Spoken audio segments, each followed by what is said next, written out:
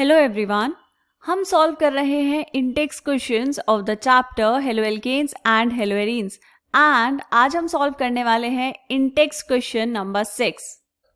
So the question says arrange each set of compounds in order of increasing boiling points. ठीक है, आपको boiling points का increasing order लिखना है for the given set of compounds.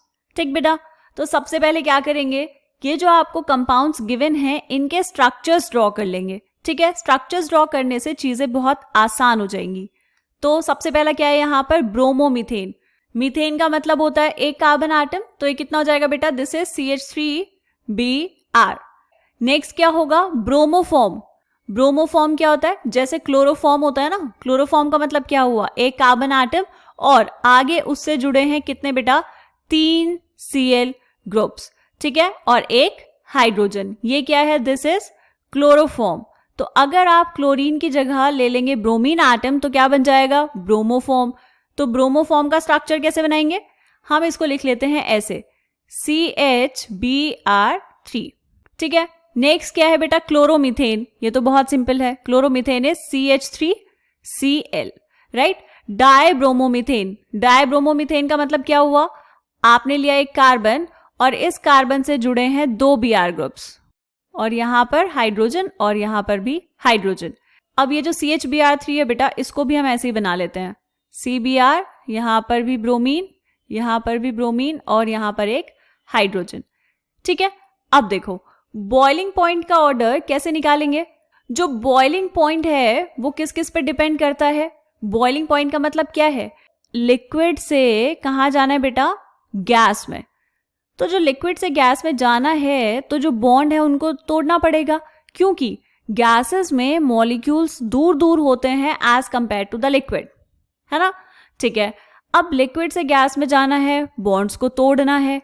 तो bonds को तोड़ने के लिए जिसमें जितनी ज्यादा एनर्जी हमें देनी पड़ेगी, या फिर हम कहेंगे जितना ज्यादा टेम्परेचर हमें चाहिए होगा बॉन्ड्स को तोड़ने के लिए, उतना ही ज्यादा होगा किसी का भी बॉइलिंग पॉइंट, है ना. और बॉइलिंग पॉइंट किस पे डिपेंड करता है, बॉइलिंग पॉइंट डिपेंड करेगा बेटा कि आपके जो मॉलिक्यूल्स हैं उनके बीच में अट्रैक्टिव फोर्सेस कितनी है.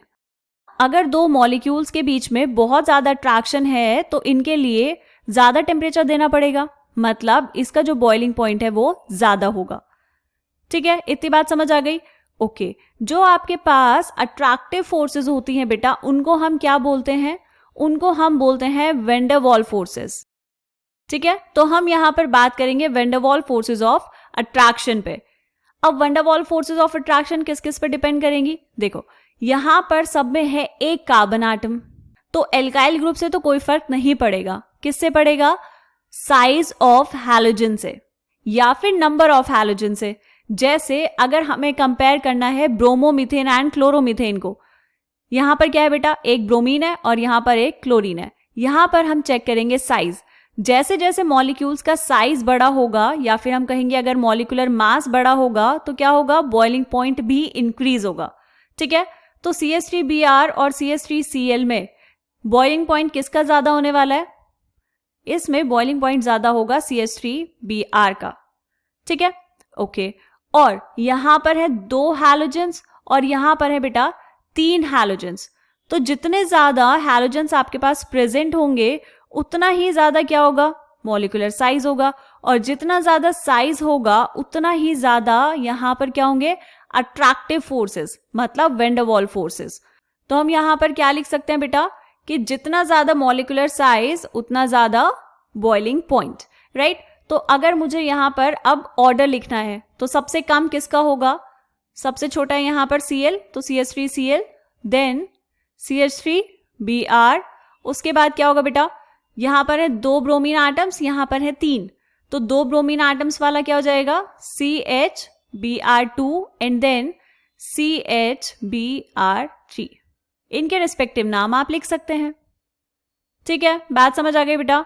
चलो अब देखेंगे नेक्स्ट पार्ट. नेक्स्ट पार्ट में क्या है आपके पास, 1 क्लोरोप्रोपेन. तो ये आपने बनाए 3 कार्बन आटम और इन 3 कार्बन आटम में एक जगह लगा है Cl फर्स्ट पोजीशन पर. तो ये कितना हो जाएगा बेटा, CH2 एंड यहां पर CH3. ठीक, फिर क्या है, आइसोप्रोपाइल क्लोराइड. आइसोप्रोपाइल क्लोराइड क्या होगा? अगर आपके पास 3 कार्बन एटम्स हैं तो दूसरे वाले कार्बन से जुड़ा होगा क्या आपके पास Cl. This is isopropyl. तो यहां पर वैलेंसीज कंप्लीट कर देंगे बाय यूजिंग हाइड्रोजन. ठीक है. And this is 1 chlorobutane. Butane का मतलब होता है 4 कार्बन एटम्स और फर्स्ट पोजीशन पर लगा है Cl. तो हो जाएगा CH2, CH2, CH2 and this is CH3. ये बनाए आपने स्ट्रक्चर्स. अब इसमें कैसे देखेंगे बेटा? देखो, एक तो हम देखेंगे नंबर ऑफ कार्बन एटम्स. यहां पर कितने हैं? 3. This is propane, this is propane और यहां पर ये क्या है? ब्यूटेन. तो जो आपके पास ब्यूटेन वाला है उसका तो बॉइलिंग पॉइंट सबसे ज्यादा होगा. क्यों होगा सबसे ज्यादा? क्योंकि उसका साइज सबसे ज्यादा है ना, मॉलिक्यूलर मास ज्यादा है. ओके. अब अगर हम बात करें इन दोनों की, first one and second one, इनमें कैसे देखेंगे बेटा? देखो, यहां पर हुई है ब्रांचिंग. ब्रांचिंग कैसे? आप कहेंगे हमें तो दोनों में ही ब्रांच दिख रही है. तो इसलिए हम क्या करेंगे, ये वाले Cl एटम को हटाकर लगा लेते हैं यहां पर स्ट्रेट लाइन में. लगा सकते हैं? ठीक है. तो सेकंड वाले में क्या हुआ बेटा? यहां पर हो रही है ब्रांचिंग. जैसे जैसे ब्रांचिंग होती है सरफेस एरिया कम होगा, मतलब साइज कम होगा, क्योंकि ब्रांचिंग जब होने स्टार्ट होती है तो साइज कम होने लगता है, स्फेरिकल शेप लेने लगता है आइसोमर, और उसकी वजह से बॉइलिंग पॉइंट कम हो जाएगा. तो यहां पर अगर मुझे ऑर्डर लिखना हो तो कैसे लिखेंगे बेटा? तो सबसे कम बॉइलिंग पॉइंट किसका होगा बेटा? आइसोप्रोपाइल क्लोराइड का. फिर उससे ज्यादा 1 क्लोरोप्रोपेन एंड सबसे ज्यादा किसका होगा? 1 क्लोरोब्यूटेन का. ठीक है. तो ये आपके पास आ जाएगा ऑर्डर. समझ आ गया ये वाला क्वेश्चन? ठीक है. चलिए मिलते हैं नेक्स्ट क्वेश्चन में. तब तक के लिए बाय बाय.